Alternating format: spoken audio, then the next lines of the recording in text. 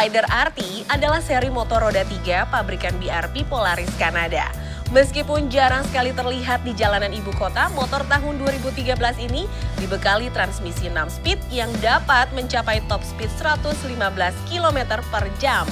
Dibekali digital instrumen pada speedometernya dan juga fitur-fitur unik lainnya yang tidak dapat ditemukan pada motor umumnya. Tapi perlu diingat nih, untuk pengendara motor yang biasa menerobos macetnya ibu kota dengan motor biasa, sepertinya tidak bisa dilakukan dengan Can-Am Spider ini.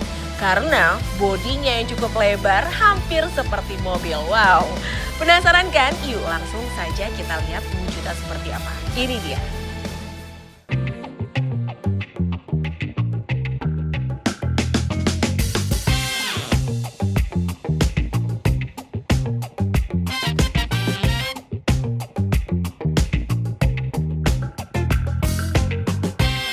Nama saya Don Mudita. Kebetulan saya pemilik dari motor Can-Am RT Touring ya. Yang cukup menarik, yang di Indonesia mungkin saya kira nggak lebih dari 100 kali pemiliknya. Banyak kelebihan, keistimewaan dari motor ini yang saya ingin share ke teman-teman biker yang mungkin belum ada kesempatan untuk coba. Ya, cukup rekomend ini motor. Ya, buat saya sendiri saya senang. Cuma motor ini kita nggak bisa samain dengan motor lain karena memang banyak kelainannya. Nomor satu dia computerized. Kemudian kita harus gunain ini motor, kita treat dia kayak kita bawa mobil. Contohnya kita nggak bisa pada waktu bersamaan kita gas tapi kita juga injek rem atau pencet rem sedikit, nggak bisa.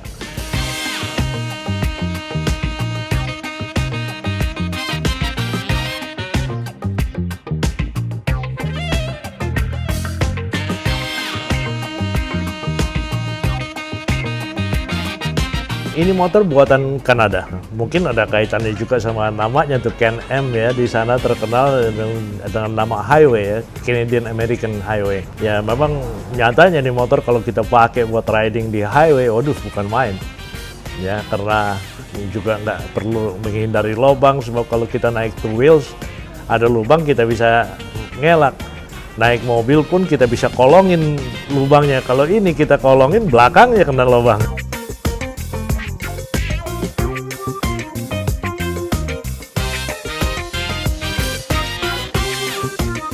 Motor ini setahu saya ada yang tipenya RS ya.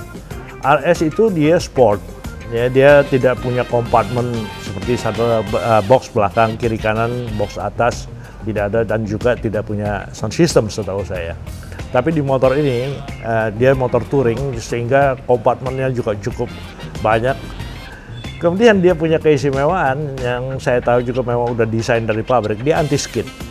Jadi dia tidak bisa slip ya. Itu udah diatur sedemikian rupa melalui komputernya. Kemudian dia Matic, Titronic.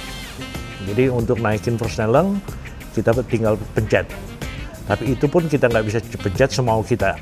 Dari pengalaman saya, ya kalau kita lihatnya dari kilometer, itu setiap kecepatan di atas 27, antara 27-30. Baru kita bisa pindahin persneling. Contohnya dari gigi 1 kita jalan sampai 27 km per jam, baru kita bisa masuk ke gigi 2. Dan seterusnya, ya, dengan kelipatan kurang lebih 30-an km per jam. Jadi kalau kita bisa sampai pakai di gigi 5, itu berarti kita lari udah 150. Tapi untuk turunin persneling, dia otomatis. Begitu RPM-nya turun, dengan sendirinya dia pindah persnelingnya. Jadi engine brake-nya di situ kita rasa. Dan itu sangat berfungsi untuk motor yang matic. Sebab motor matic yang lain kita gunain, contohnya banyak motor kecil di sini yang matic. Itu kita bisa turunin kecepatan, contohnya mau nikung dengan kita pencet rem. Tapi dengan kita pencet rem kita kehilangan RPM. Sehingga sulit untuk pick up kembali.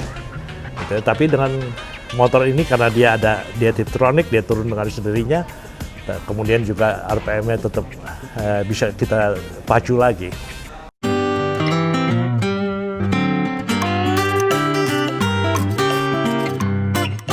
Dia lebarnya kurang lebih semeter 40 kalau nggak salah ya, saya hitung. Udah seukuran mobil lah lebarnya. Jadi kalau macet ya, mau nggak mau kita harus tunggu. Mungkin ini perlu juga saya share ke teman-teman yang biasa pakai motor lain. Biasanya kalau lagi di tempat macet ya, teman-teman ini suka excited. Begitu ada ruang sedikit digas, rem, gas, rem. Nah kalau kita pakai ini, kita pakai cara ridingnya kayak gitu, dia langsung temperaturnya naik. Temperaturnya naik, mati deh motornya. Kita harus tunggu sampai termostatnya buka kembali, baru kita bisa riding.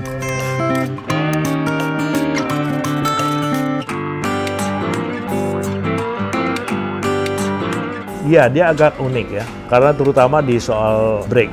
Dia brake-nya combine, jadi ada 3 roda, kemudian dia pakai persentasi. Yang belakang sekian persen, yang depan sekian persen harus ngeremnya. Jadi itu waktu kita ganti brake pad, itu nggak semudah kita ganti seperti motor biasa. Jadi itu semua harus hitungannya harus benar. Ya, kalau begitu kita menyalahi aturannya, ya komputernya error. Untuk sound system kita bisa gunain radio, artinya setel radio biasa, atau kita bisa pakai MP3 ya. MP3 tinggal dia punya outlet juga semua udah tersedia, sampai charger juga udah tersedia. Dan dia juga punya heater. Ya, contohnya dia ada heater juga di hand grip, ada heater di saddle. Ya, jadi kalaupun kita jalan malam kita nggak kedinginan naik motor. Cukup memadai untuk disebut sebagai motor touring.